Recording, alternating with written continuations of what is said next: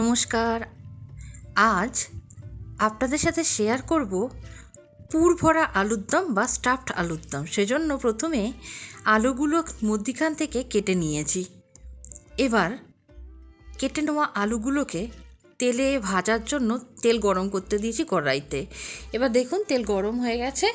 একটি একটি করে আলু আস্তে আস্তে কড়ায় ছেড়ে দিচ্ছি। সব কটে কিন্তু একসাথে দেবো না, তাহলে কিন্তু জিনিসগুলোর ভাজাটা ভালো হবে না।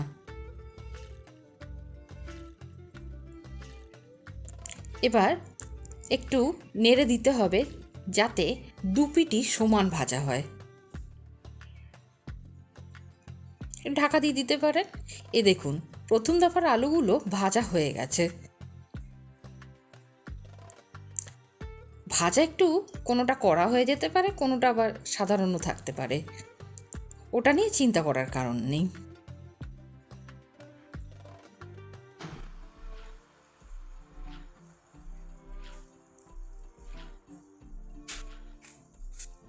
এভাবে উল্টে উল্টে দিতে হবে যাতে ঠিকভাবে সব কটি আলু ভাজা হয়।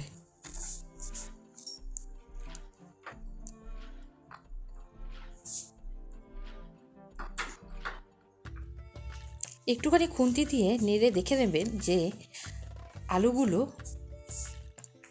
সত্যি ভাজা হয়ে গেছে কিনা। হ্যাঁ, দেখুন আমাদের প্রথম দফার আলুগুলো ভাজা সম্পন্ন হয়ে গেছে। এবার তাদেরকে তুলে নিচ্ছি।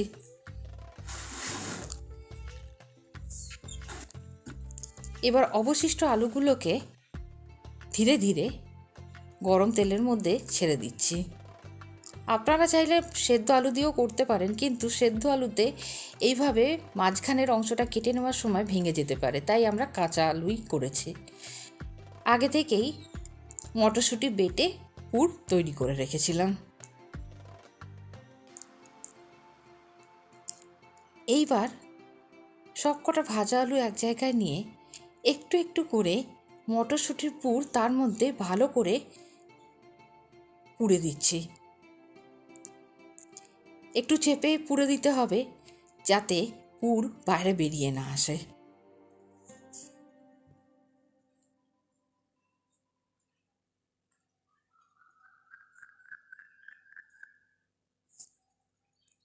এটি একটু সময় সাপেক্ষ কাজ। দেখুন আমাদের সব কটা আলুতে পুর ভরা হয়ে গেছে।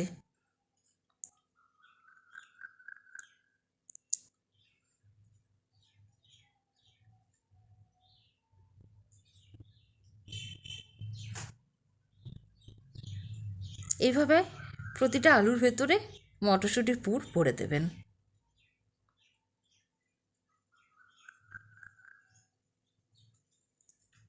এবার তেলে আদা দিয়ে দিলাম, দিয়ে একটু নাড়তে থাকলাম।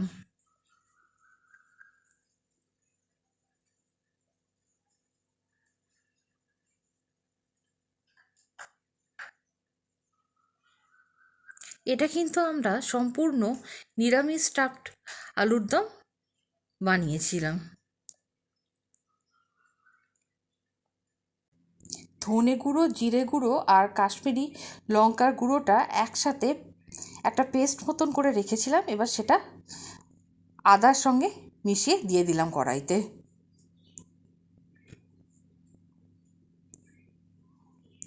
খানিকটা মটরশুঁটির পেস্টও দিয়ে দিলাম যাতে তরকারির গ্রেভিটা বেশ গাঢ় হয়।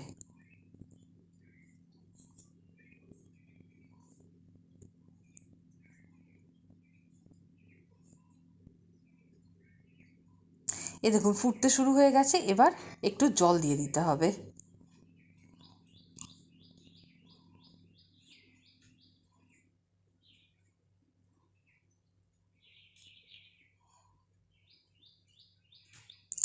দুটো লঙ্কা দিয়ে দিলাম। আপনারা যেরকম ঝাল খান সেই রকম পরিমাণ লঙ্কা মেশাতে পারেন। এবার একসাথে কিন্তু সবকটি আলু দেওয়া যাবে না, একটা একটা করে আলু ছাড়তে হবে।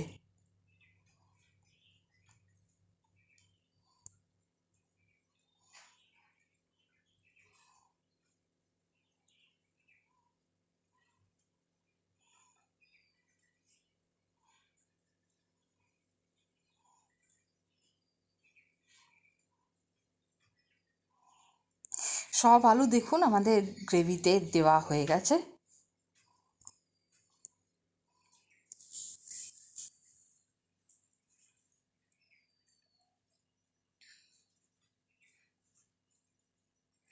এবার কিছুক্ষণের জন্য ঢাকা দিয়ে রাখলাম। ঢাকা সরিয়ে যখন ভালো করে ফুটতে শুরু হয়ে যাবে একটু গরম মশলা ছড়িয়ে দেবেন।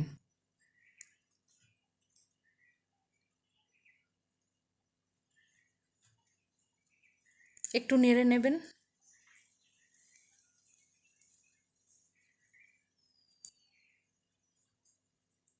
ব্যাস তৈরি হয়ে গেল আমাদের মটরশুঁটির পুর ভরা আলুর দম।